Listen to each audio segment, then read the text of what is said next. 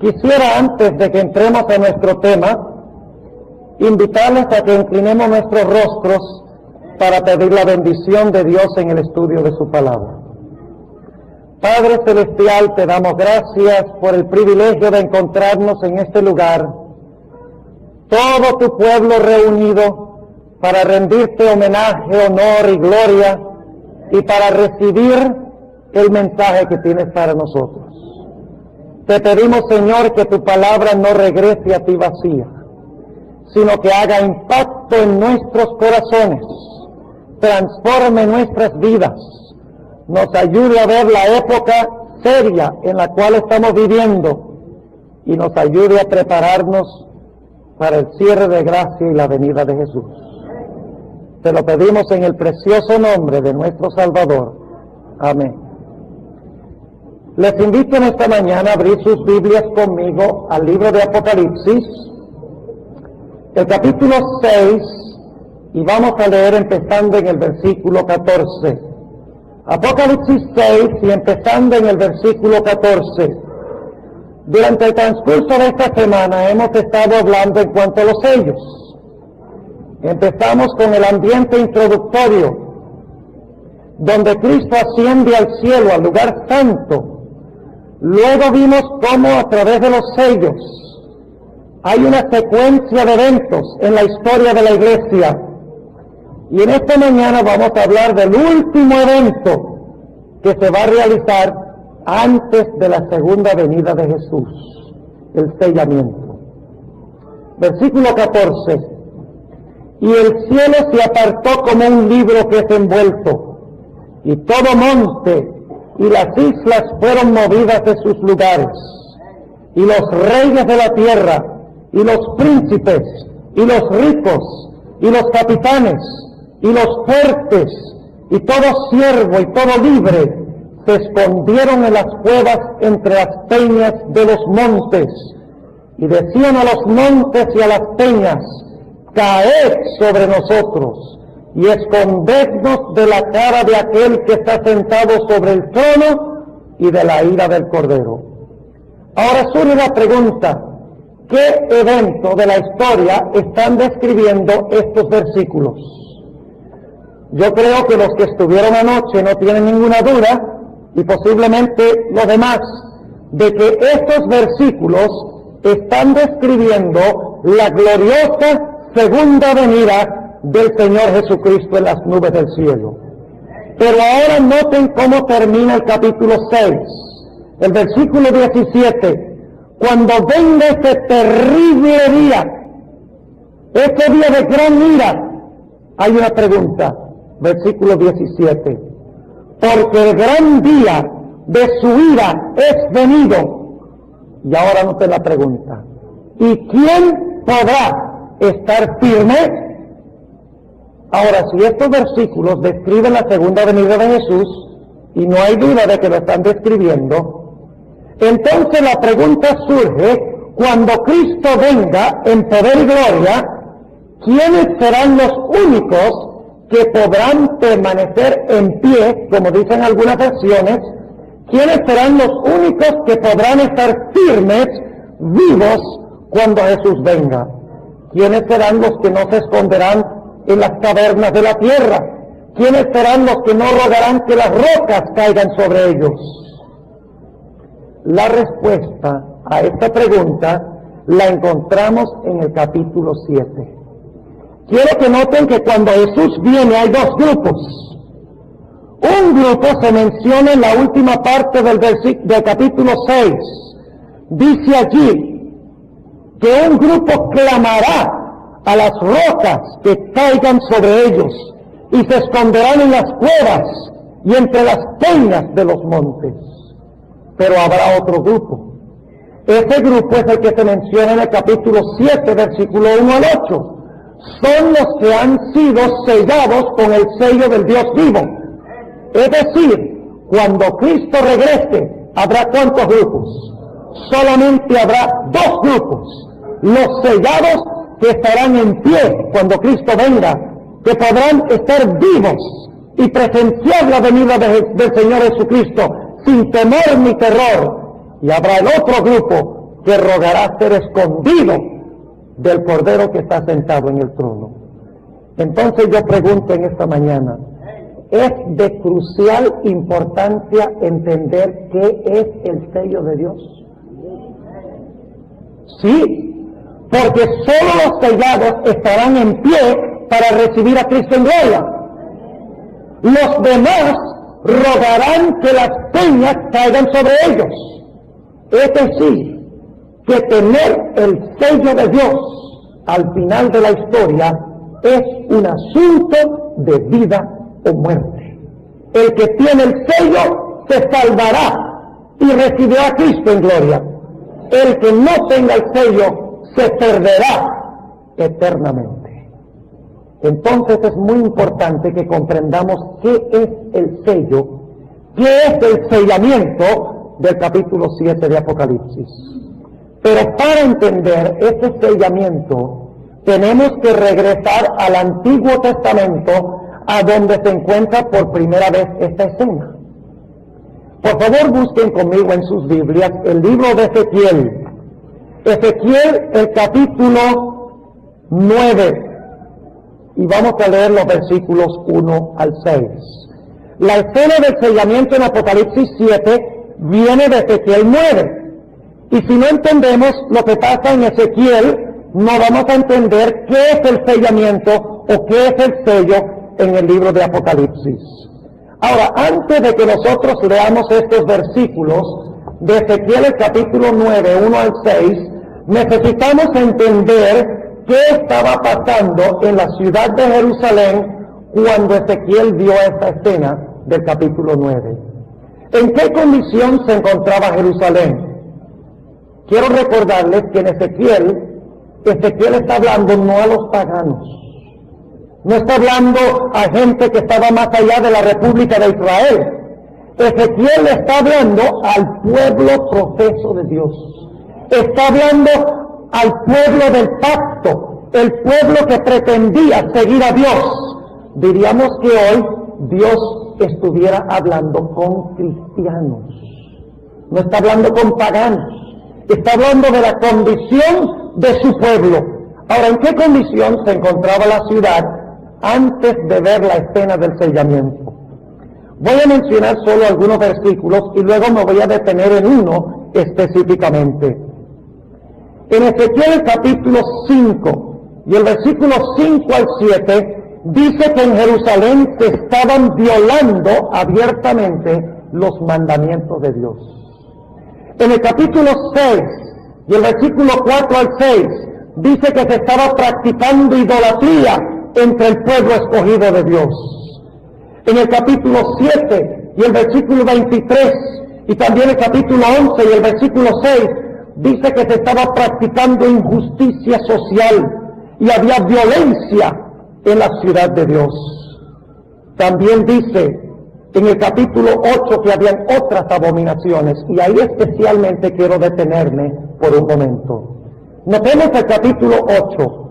Se conoce como el capítulo de las abominaciones, por la siguiente razón. Dios le muestra a Ezequiel una abominación, y luego entonces, cuando Ezequiel ve la abominación, él dice, ¡qué terrible! Y Dios le dice, Ezequiel, no has visto nada. Hay una abominación peor que esa que se está haciendo entre mi pueblo profeso. Y luego Dios le muestra otra abominación. Y cuando Ezequiel ve esta abominación, él dice, no puede haber algo peor que eso. Y cuando termina de ver la abominación, Dios le dice, Ezequiel, no has visto nada. Te voy a mostrar una abominación peor que esa. Y luego Dios le muestra otra abominación. Y Ezequiel, cuando ve esta abominación, dice, no puede ser que haya algo peor que esto. Y Dios le dice, Ezequiel no ha visto nada todavía. Y luego Dios le muestra otra abominación. Pero yo quiero leer en esta mañana la peor abominación que está en la parte de arriba, número 1 en la lista. Se encuentra en el capítulo 8 y el versículo 16. Versículo 15 para captar el contexto. Luego me dijo, ¿no ves, hijo del hombre? Vuélvete aún, verás abominaciones mayores que estas. Déjeme preguntarles, ¿está Dios poniendo las abominaciones por orden de seriedad? ¿Sí o no? Sí. ¿Y cuál es la peor? Versículo 16. Y metióme en el atrio de adentro de la casa de Jehová. ¿Dónde se estaba practicando esto? En la casa de Jehová. ¿Cuál es la casa de Jehová? El templo. Ahora yo les pregunto, ¿qué es el templo hoy? La iglesia, no solo la adventista. La iglesia cristiana es el templo. Ahora noten lo que dice, ¿qué se está haciendo? En el mismo templo de Dios, entre el pueblo que profesa a Dios. Y metióme en el atrio de adentro de la casa de Jehová. Y he aquí, junto a la entrada del templo de Jehová, entre la entrada y el altar, como 25 varones, sus espaldas vueltas al templo de Jehová y sus rostros al oriente, y encorvábanse al nacimiento del sol. ¿Cuál es el mayor de todos los pecados? Los líderes y el pueblo estaban adorando ¿qué? El sol, según dice aquí. Es la peor de todas las abominaciones. Y por lo tanto noten lo que dice Dios en el capítulo 7 y el versículo 2.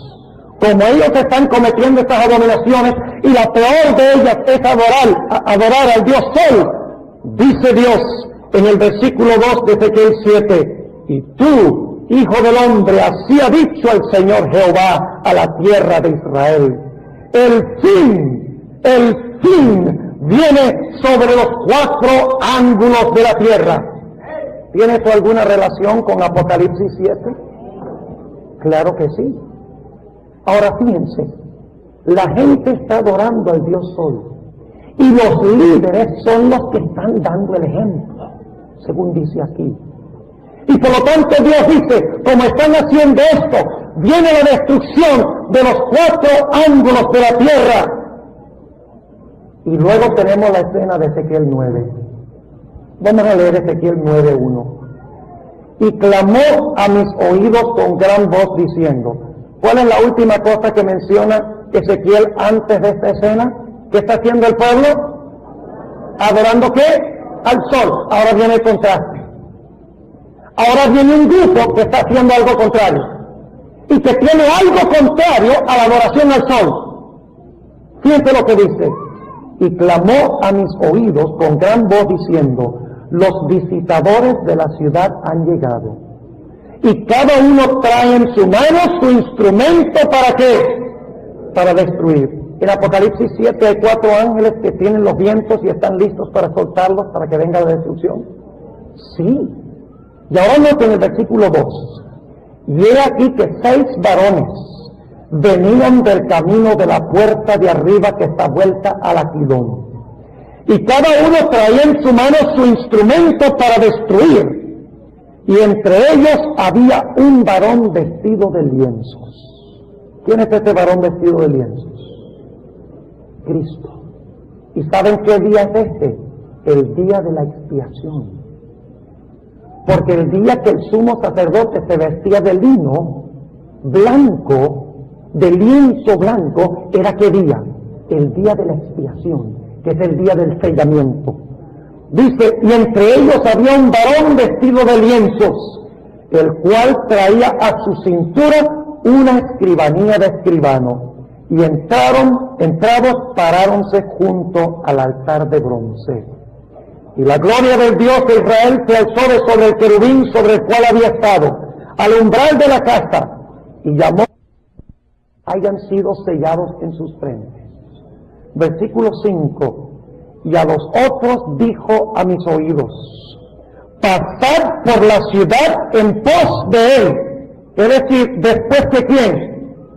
Después que el que selló, después del ángel sellar. Pasad por la ciudad en pos de él y herid, no perdone vuestro ojo, ni tengáis misericordia. Matad viejos, mozos y vírgenes, niños y mujeres, hasta que no quede ninguno. Pero luego noten lo que dice.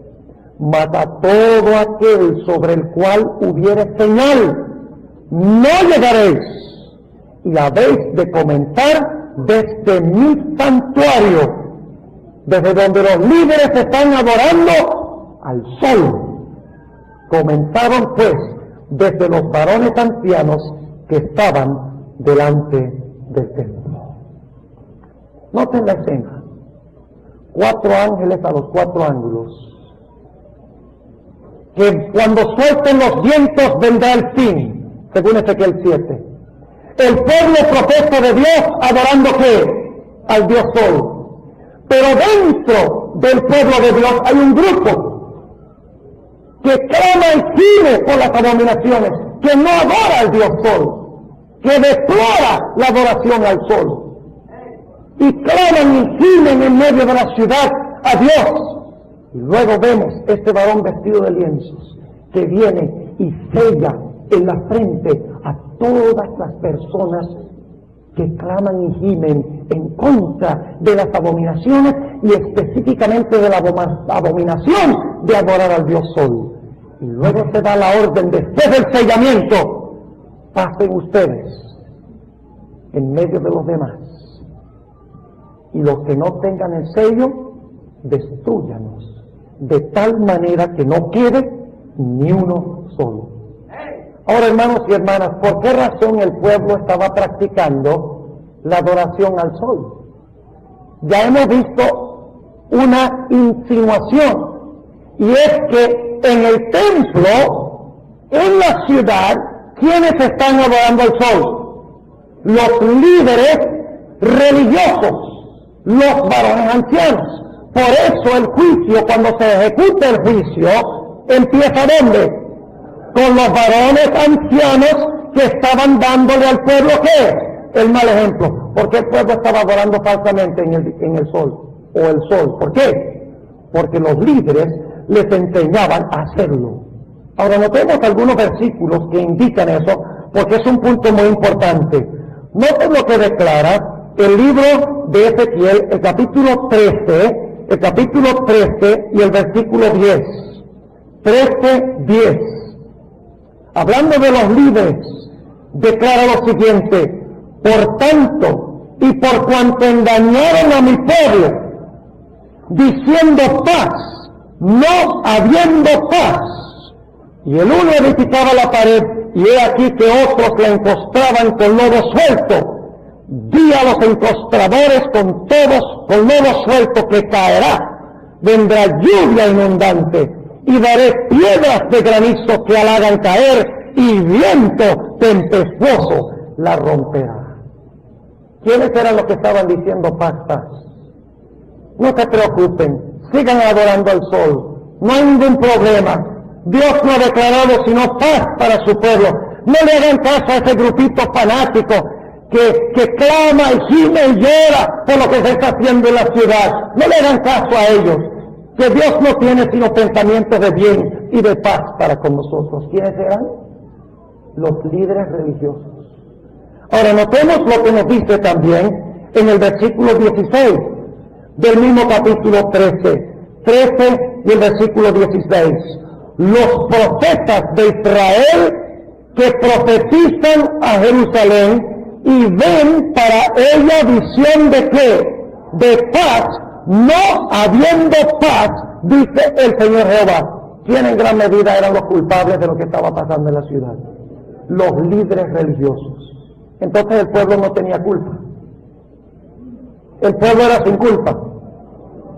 Noten lo que dice Jeremías, que vivió poco antes de la destrucción de Jerusalén. Jeremías el capítulo 5 y el versículo 31. Jeremías el capítulo 5 y el versículo 31. Noten lo que dice.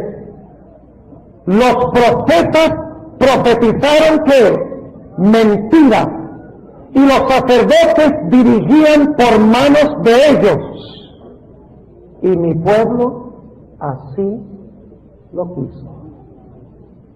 ¿Tenían la culpa exclusiva los líderes? ¿Los pastores tenían la culpa? ¿Solamente ellos? ¡No! ¿Quiénes tenían la culpa? El pueblo así que así lo quiso, según dice aquí. ¿Qué sucedió después que se selló a los siervos de Dios en la frente? Se le dijo a los otros que fueran y qué, y destruyeran a todos los que no estaban qué, sellados. Ahora, surge la pregunta, ¿cuándo sucedió eso? Bueno, nos lo dice en Segunda de Reyes 25. Segunda de Reyes 25 y el versículo 9 y 10. Noten lo que declara aquí, Segunda de Reyes 25 y el versículo 9 y 10. Nos dice cuándo vino esta destrucción por parte de estos seres. Declara lo siguiente. Vino Nabucodonosor y ¿qué hizo? Y quemó la casa de Jehová y la casa del rey y todas las casas de Jerusalén y todas las casas de los príncipes quemó a fuego, y todo el ejército de los caldeos que estaba con el capitán de la guardia derribó los muros de Jerusalén alrededor. Y saben ustedes, si leen el libro de Lamentaciones, encontrarán que hubo un terrible tiempo de angustia en la ciudad de Jerusalén. Vamos a leerlo un momentico. En el libro de Lamentaciones, el capítulo 4 y el versículo 11 al 13. Lamentaciones, el capítulo 4 y el versículo 11 hasta el versículo 13. Declara lo siguiente: cumplió Jehová su enojo, derramó el ardor de su ira y encendió fuego en Sión, que consumió sus fundamentos.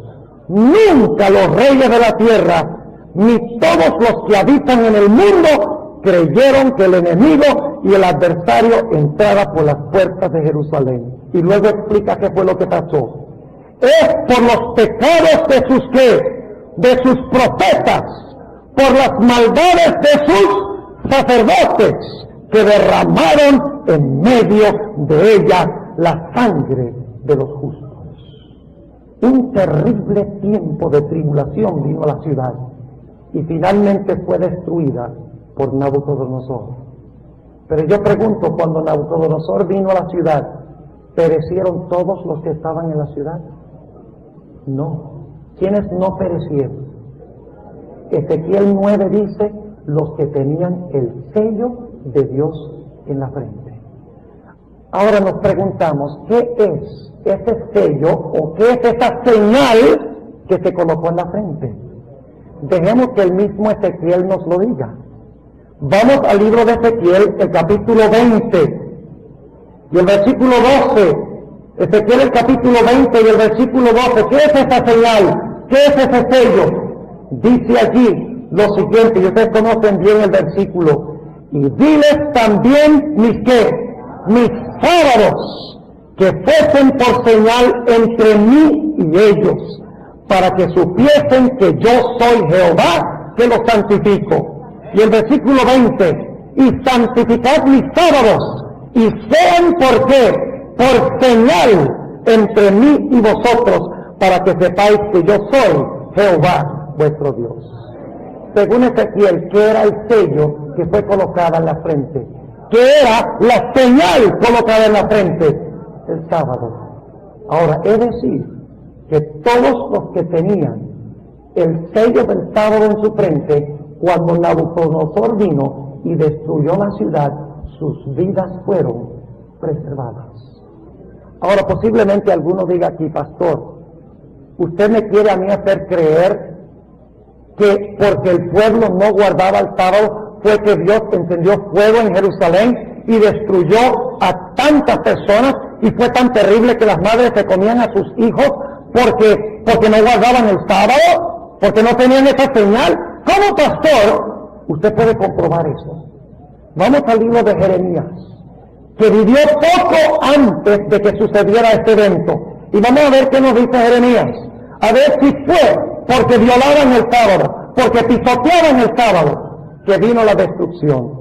Jeremías 17, y vamos a empezar leyendo en el versículo 21.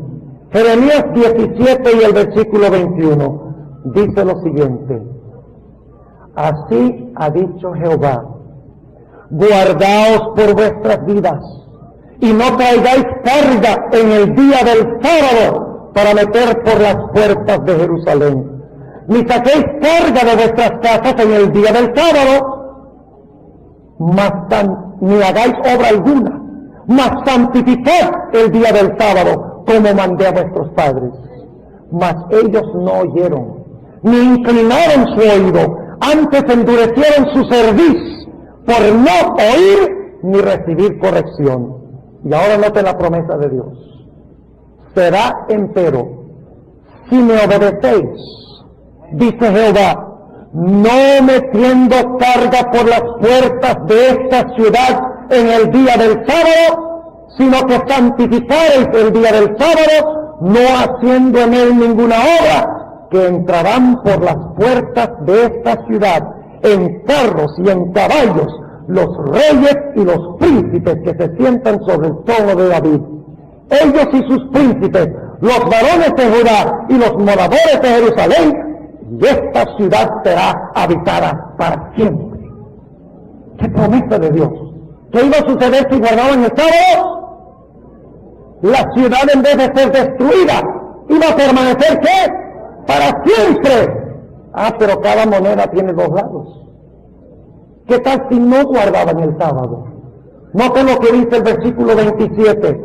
Mas si no me oyereis, para santificar el día del sábado, y para no traer carga ni meterla por las puertas de Jerusalén en día de sábado, yo haré encender fuego en sus puertas, y consumirá los palacios de Jerusalén, y no se apagará. ¿Fue eso lo que sucedió? ¿Pasó eso cuando vino Nabucodonosor? ¿Vino la destrucción de los 4 ángulos de la tierra? ¿Pero fueron destruidos todos? No. ¿Quiénes fueron preservados en la destrucción de Nabucodonosor? Todos aquellos que tenían la señal en su frente, que observaban el santo día de Dios. Ahora, antes de ir a la aplicación final de esta historia en Apocalipsis, quiero que recordemos que en Ezequiel se hace contraste entre dos grupos. Los que adoran al sol y los que tienen la señal en su frente, que es el sábado. ¿Cuántos grupos? 2. Unos se distinguen porque honran al Dios ¿qué? Y los otros porque ¿qué? Porque tienen la señal de Dios en su frente, que es ¿qué?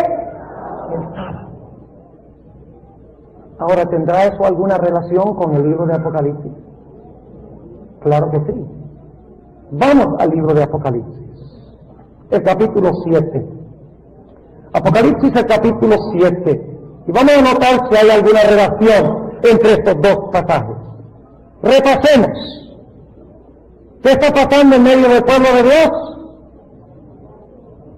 ¿Qué está haciendo el profeso pueblo de Dios? Adorando al sol. Por lo tanto, Dios dice, viene la destrucción ¿de dónde? El fin viene ¿de qué? De los 4 ángulos de la tierra. ¿Pero todo el mundo está en apostasía adorando al sol? No. Hay un grupo que clama y gime porque se está adorando al sol. Y por lo tanto, antes de que venga la destrucción, ¿qué hace el ángel? Viene y pone ¿qué? El sello del sábado en su frente, la señal en su frente. Y finalmente, cuando llega la destrucción, ¿quiénes son preservados? Los que tienen la señal. ¿Qué pasa con todos los demás? Son destruidos. ¿Quiénes tenían la culpa por la situación en que se encontraba el pueblo? Los líderes espirituales, los profetas y los sacerdotes. Ahora, con esto en mente, vamos al capítulo 6, brevemente, de Apocalipsis, y empezando en el versículo 14, 6, 14. Y el cielo se apartó como un libro que se envuelto, y todo monte y las islas fueron movidas de sus lugares, y los reyes de la tierra, y los príncipes, y los ricos, y los capitanes, y los fuertes, y todo siervo y todo libre, se escondieron en las cuevas y entre las peñas de los montes, y decían a los montes y a las peñas, caed sobre nosotros, y escondednos de la cara de aquel que está sentado sobre el trono, y de la ira del Cordero, porque el gran día de su ira es venido, y ¿quién podrá estar firme? Yo les pregunto, ¿viene un día de gran destrucción al planeta Tierra? ¿De dónde viene la destrucción? Capítulo 7 y el versículo 1. Después de esas cosas vi, ¿cuántos? 4 ángeles. ¿Y dónde están los 4 ángeles? A los 4 ángulos de la tierra, deteniendo los 4 vientos. ¿Qué va a pasar cuando se sueltan los 4 vientos? Eso es cuando se desmorona el cosmos, cuando Cristo venga. Vi 4 ángeles que estaban sobre los 4 ángulos de la tierra. ¿Y qué estaban haciendo?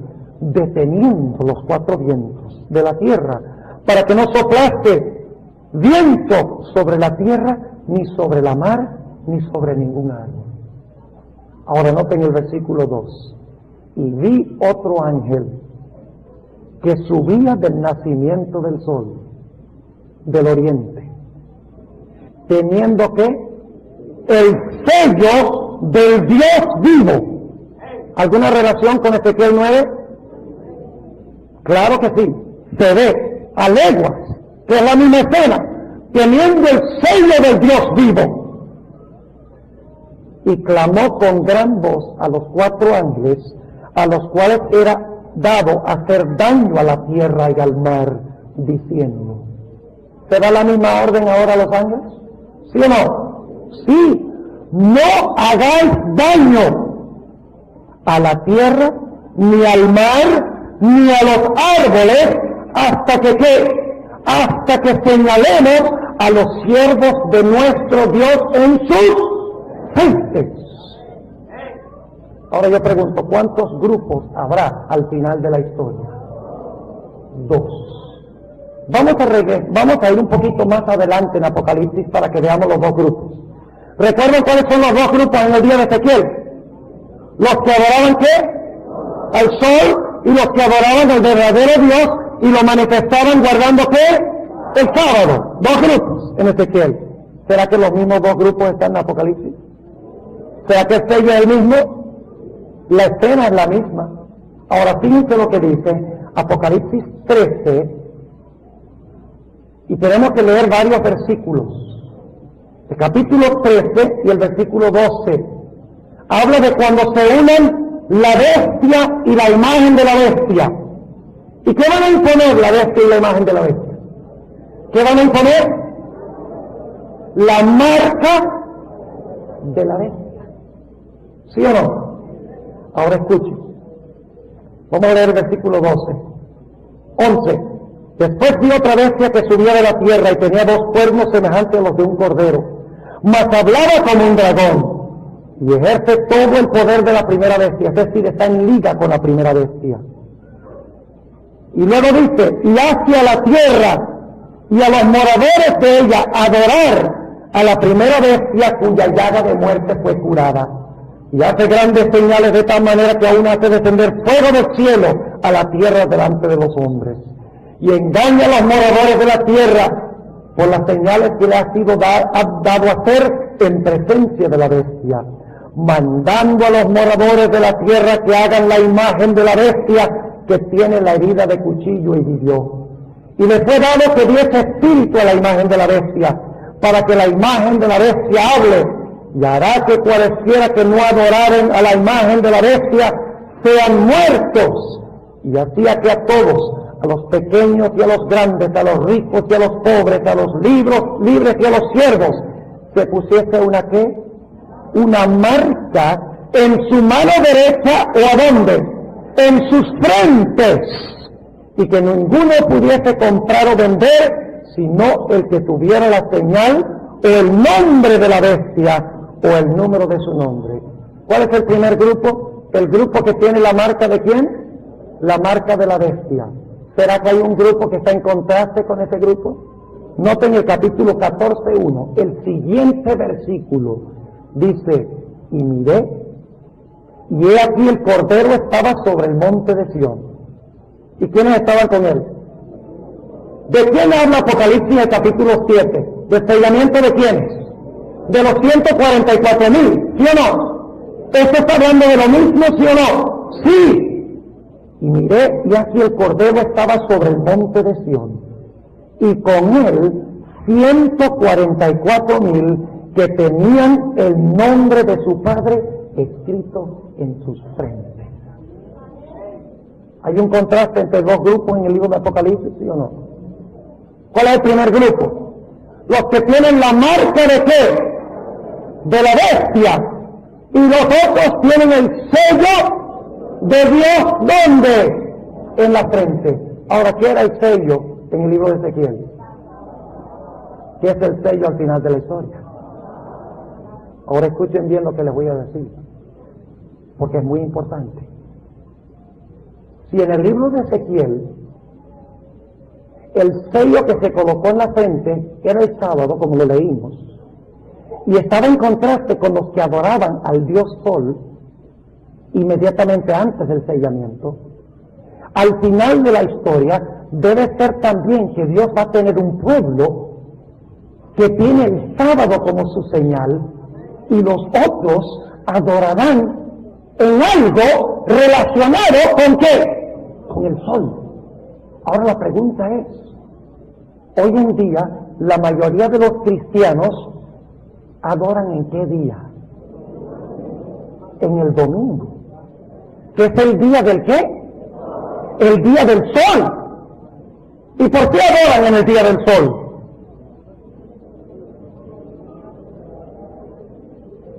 Saben que yo he hablado con muchas personas en cuanto al domingo. Y cuando finalmente no tienen con qué defenderse, ¿saben lo que me dicen?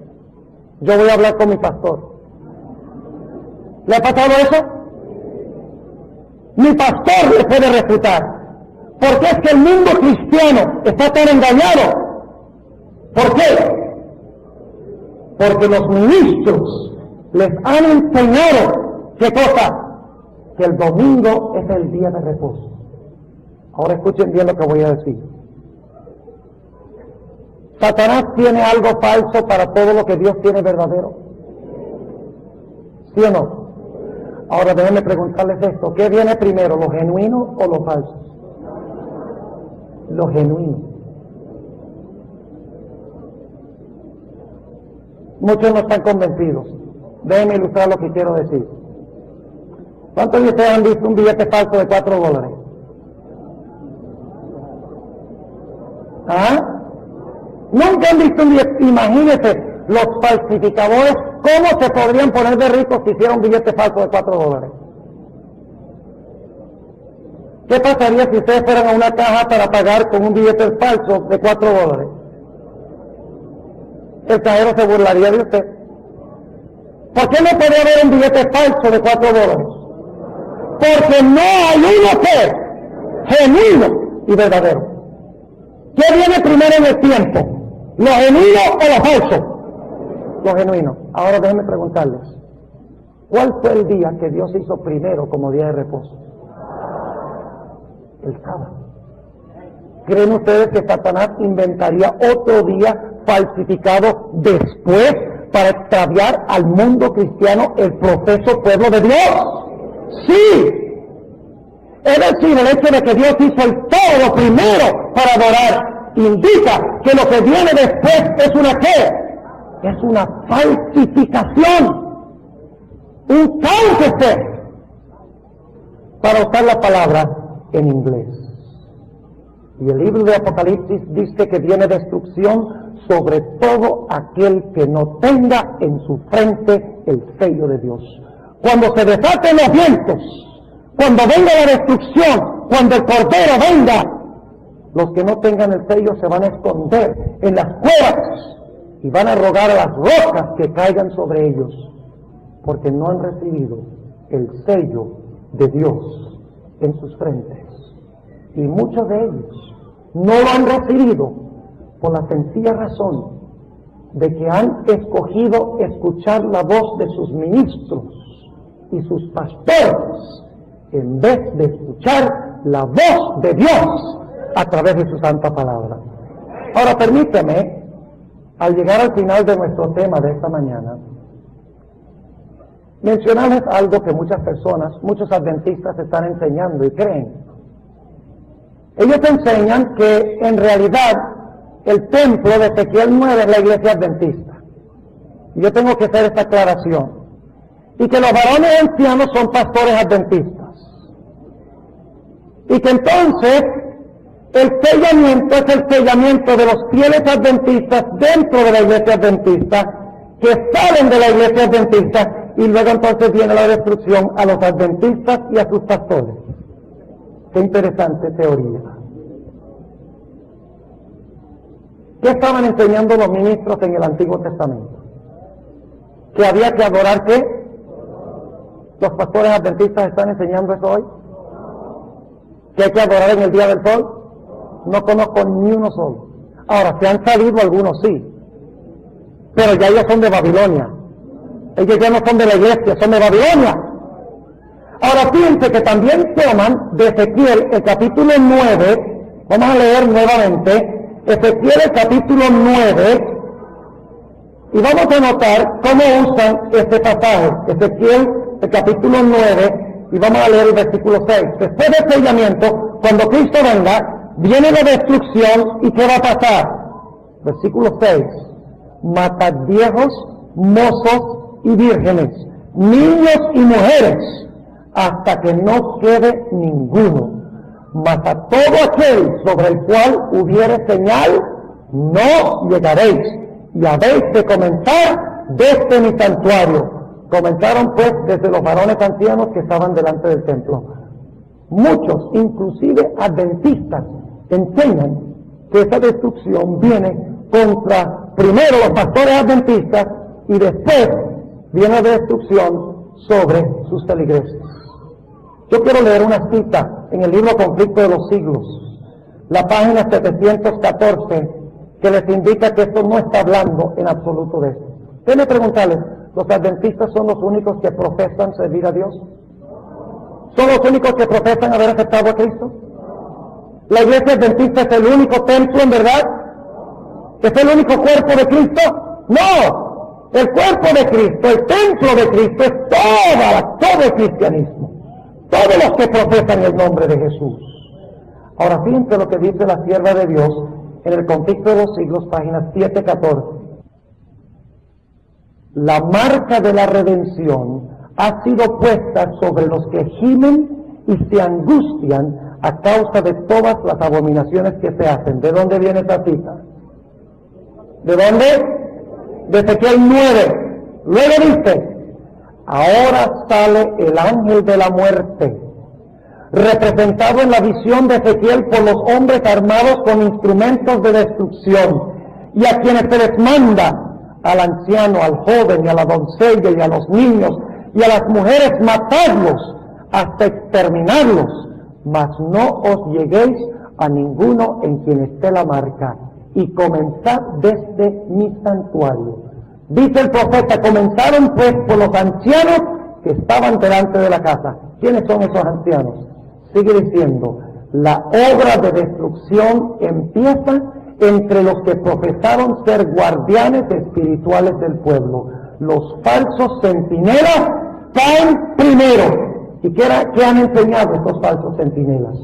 Dice la sierva de Dios en la página 713 y 14 lo siguiente: los hombres ven que fueron engañados, se acusan unos a otros de haberse arrastrado mutuamente a la destrucción, pero todos concuerdan para abrumar a los ministros con la más amarga condenación. ¿Cuáles ministros? Sigamos leyendo. Los pastores infieles profetizaron cosas lisonjeras, indujeron a sus oyentes a menospreciar la ley de Dios y a perseguir a los que querían santificarla. ¿Eso hacen los pastores adventistas? Hay algunos pastorcitos por ahí que están un poquito mareados con este asunto de la ley, pero esos terminarán tarde o temprano fuera de la iglesia. Tarde o temprano terminarán fuera de la iglesia. Sigue diciendo: ahora, en su desesperación, estos maestros confiesan ante el mundo su obra de engaño. Las multitudes se llenan de furor. Estamos perdidos, exclaman, y vosotros sois causa de nuestra perdición, y se vuelven contra los falsos pastores. ¡Qué tremenda escena! Tiene razón las multitudes cuando dicen ustedes son la causa de nuestra perdición. Sí y no. Porque Dios le ha dado a cada cristiano esto. La Santa Biblia. No hay que seguir falsedades enseñadas por líderes religiosos. Porque cada cristiano tiene su fe. O debe tener por lo menos su Santa Biblia. Y ustedes pueden estudiar esto por ustedes mismos. Y escoger servir a Dios antes de servir a los hombres. Es decir, que al final de la historia, como en los días de Ezequiel, habrá solo dos grupos. Los que adoran al sol o el día del sol, en el día del sol, o los que adoran al Dios creador en el sábado y reciben la señal del sábado en su frente. Dos grupos. Ahora, para terminar en esta mañana, déjenme aclarar algo. El hecho de guardar el sábado no nos garantiza la salvación. Escuchen bien lo que voy a decir. Los judíos guardaban el sábado sin el Señor. Muchos adventistas también guardan el sábado sin el Señor. Ahora, las iglesias no adventistas dicen, yo adoro al Señor pero no guardo el sábado. ¿Sí? Pero lo que quiere Dios es un pueblo que guarde el sábado en honor al Señor. Los fariseos aparentemente guardaban el sábado. ¿Sí o no? ¿Iban a la iglesia los sábados? ¿Sí? ¿Llevaban los diezmos y las ofrendas a la iglesia el sábado? ¿Sí? Claro que sí. Eran bien estrictos con la observancia del sábado. Muchos adventistas también guardan el sábado sin el Señor. Ahora, las iglesias no adventistas dicen, yo adoro al Señor pero no guardo el sábado. ¿Sí? Pero lo que quiere Dios es un pueblo que guarde el sábado en honor al Señor. Los fariseos aparentemente guardaban el sábado. ¿Sí o no? ¿Iban a la iglesia los sábados? ¿Sí? ¿Llevaban los diezmos y las ofrendas a la iglesia el sábado? ¿Sí? Claro que sí. Eran bien estrictos con la observancia del sábado. Pero rechazaron ¿a quién? A Jesús. Y hoy en día muchas iglesias dicen, yo tengo a Jesús, yo no necesito el sábado. Es el mismo error, pero dicho de otra forma. Porque no se puede separar al sábado del Señor. Tiene que conocer al Señor primero y luego guardar su santo sábado, porque le ama. Y al final de la historia habrá un justo que amará tanto a Jesús y deseará pasar tanto ese tiempo sábado con Jesús, que cuando los poderes del mundo digan, no puedes guardar el sábado, ellos dirán, me quedo con Jesús, me reúno con Jesús, aunque me maten. Es decir, que la observancia del sábado es cuestión de ¿qué? Cuestión de amor. Si me amáis, guardad mis mandamientos. No guardo el sábado porque, bueno, no puedo hacer esto, ni puedo hacer lo otro, ni puedo hacer lo otro. ¿Ve? Muchos adventistas son así. Dice, guardo el sábado porque si no tengo el sello y el Señor me destruye. Así que mejor lo guardo, y entonces cuando el Señor venga, tiene que recompensarme. ¿Ah? ¿Es así o no es así? Bueno, muchos piensan así. Y cuando está llegando la hora de terminar el sábado, está mirando el reloj y diciendo, ¿cuándo pasará el día? Recuerden el texto bíblico, ¿Cuándo pasó el día que podamos entonces hacer lo nuestro y comercial? Y están bajando el sol a sombrerazos. Eso no es guardar el sábado. Guardo el sábado porque amo a Jesús. Y si no lo guardo, es porque no le amo. Si sé que el sábado es su día, que Él quiere que yo pase con Él el día, y yo digo, no, yo no voy a guardar ese día, le estoy diciendo a Jesús, yo no quiero pasar ese tiempo contigo. ¿Me entienden lo que estoy diciendo? Y escuchen bien. El Señor Jesucristo fue perseguido, no por lo que no hacía el sábado, sino por lo que hacía. ¿Han oído ustedes muchos adventistas decir, ay, algún día se nos va a perseguir? Porque descansamos el sábado. Jesús no fue perseguido por descansar el sábado. Jesús fue perseguido por lo que hacía el sábado. ¿Y qué hacía Jesús el sábado? Daba estudios bíblicos, visitaba a los enfermos, iba a las cárceles y mostraba que el sábado era un día del amor de Dios, la liberación de Dios, la libertad que tenemos en Jesús. ¿Ustedes creen que el mundo va a perseguir a los adventistas porque se van a dormir todo el sábado en la tarde? ¿Ustedes creen que ese es el sábado que va a levantar la enemistad del mundo? ¡No! Es cuando el sábado se emplea para revelar a Cristo en toda su gloria, el Redentor, el Sanador, el Salvador. Entonces Satanás dice, oye, este pueblo está revelando mucho el carácter de Jesús al mundo, mostrando que el sábado es señal de un Dios maravilloso, y eso a mí no me conviene. Y entonces va a levantar contra la iglesia, ¿qué cosa? Persecución. Permítame relatarles una historia para concluir, ilustrando de que no somos salvos porque guardamos el sábado, guardamos el sábado porque somos salvos. Fíjense, ¿qué es diferente eso? Hermanos y hermanas, si tú no disfrutas el sábado, la observancia del sábado con Jesús, no estás guardando el sábado. Porque tú no vas a morir por esta clase de sábado.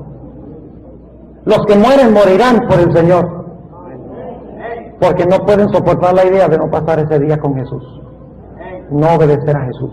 Es cuestión de amor, no es cuestión de legalismo.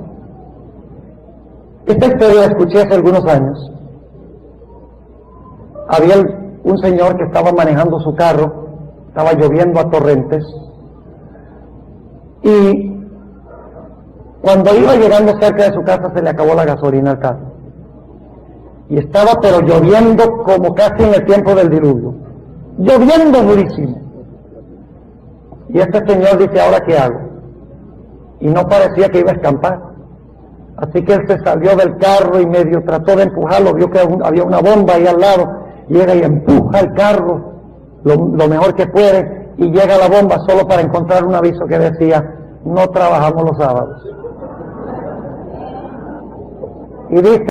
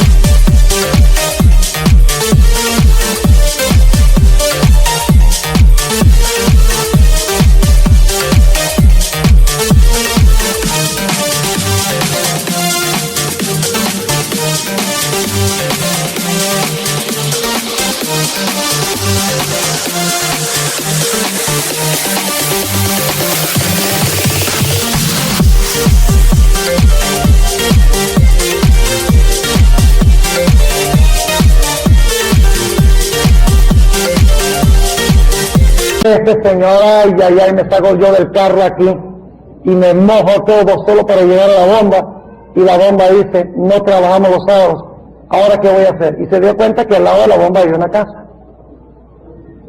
Y él dice, de pronto el dueño vive al lado. Se fue y tocó en la puerta. Y le contestó alguien que tenía la corbata por amarrársela, tenía una camisa blanca, estaba en medias, todavía no tenía puestos los zapatos, y le dice: señor, ¿usted es el dueño de esa bomba?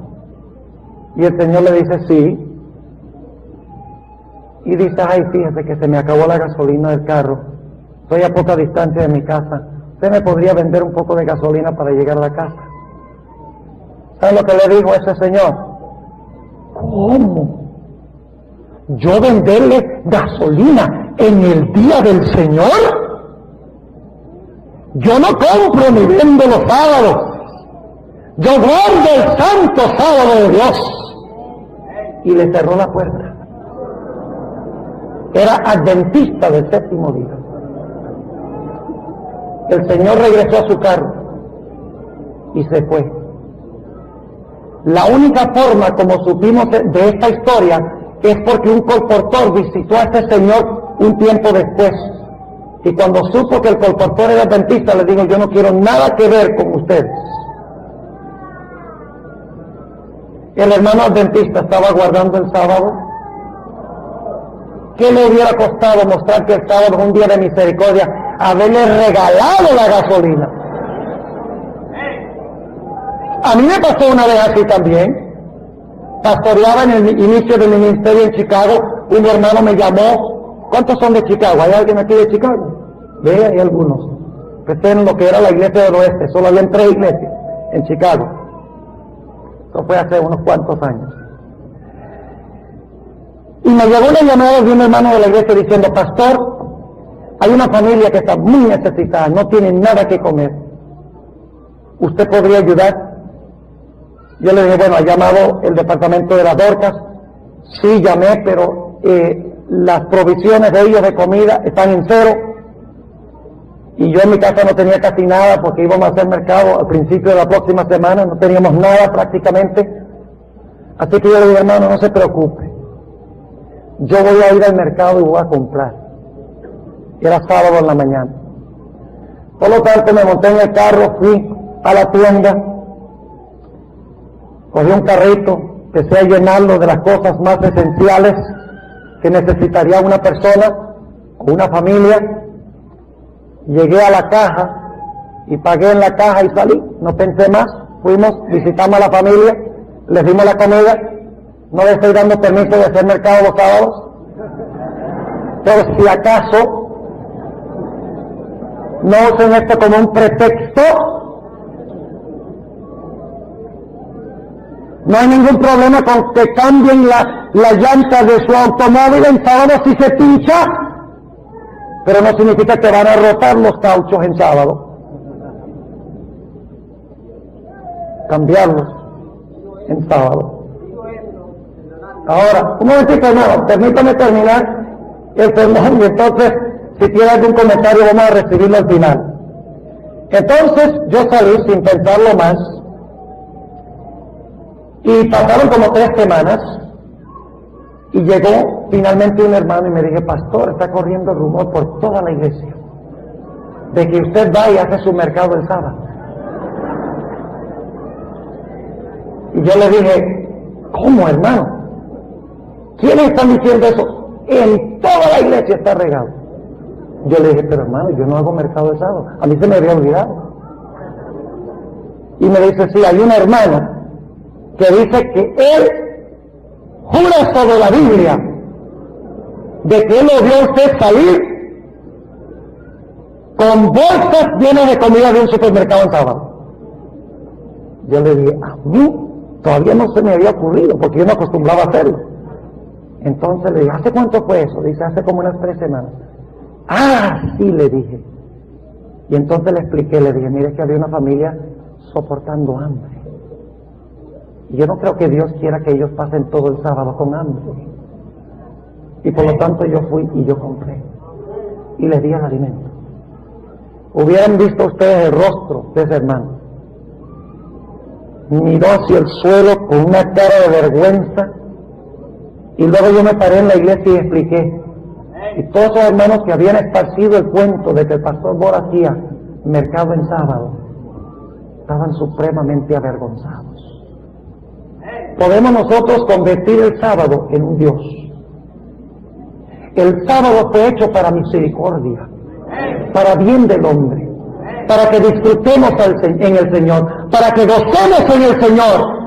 Y solo los que conocen al Señor, en verdad, guardan el sábado del Señor. Solo los que reposan en Cristo pueden guardar el sábado, porque es imposible guardar el sábado del Señor sin conocer al Señor del sábado. Dios nos permita ver la seriedad de este asunto, de venir a Jesús y decirle: Señor Jesús, te amo. Señor Jesús, yo quiero pasar esas 24 horas contigo.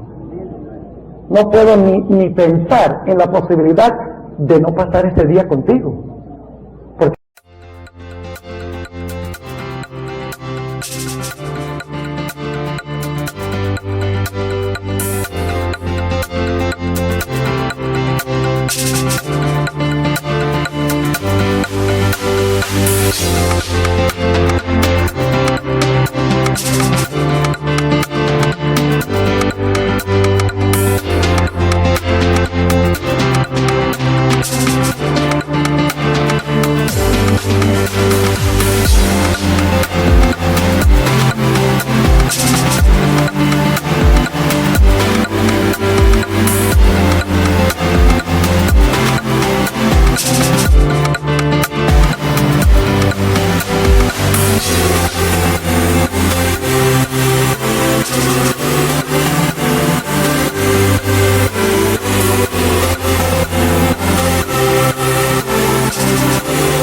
como te amo tanto, quiero pasar ese tiempo contigo.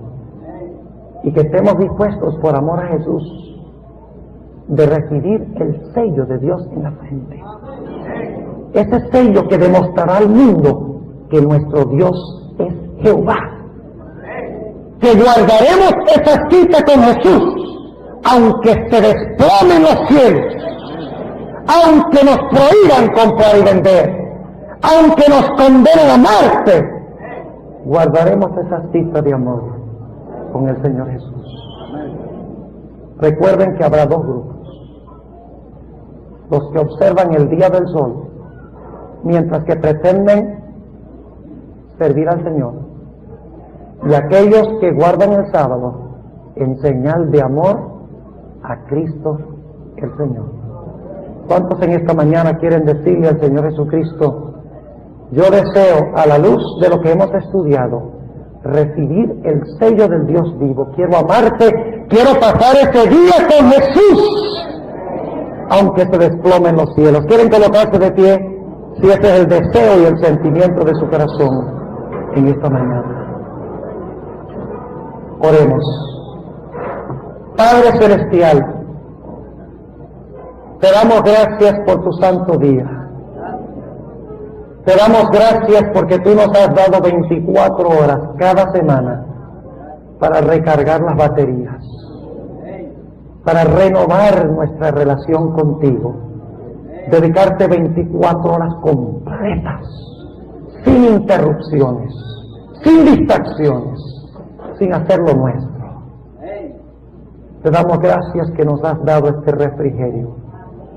Te pedimos que nos ayudes a apreciarlo y a amarlo, pero por sobre todo que te amemos a ti, de tal manera que guardemos el sábado de una forma deleitosa, con gozo en nuestra alma, en nuestro corazón, que cuando se esté terminando el sábado digamos: Señor, no te vayas, quédate otra hora, alarga las horas de tu santo día. No queremos que termine este día. Sabemos que Cristo viene muy pronto. Anhelamos que venga. Anhelamos tener el sello que protegerá a tu pueblo. Ayúdanos a permanecer en tu pueblo.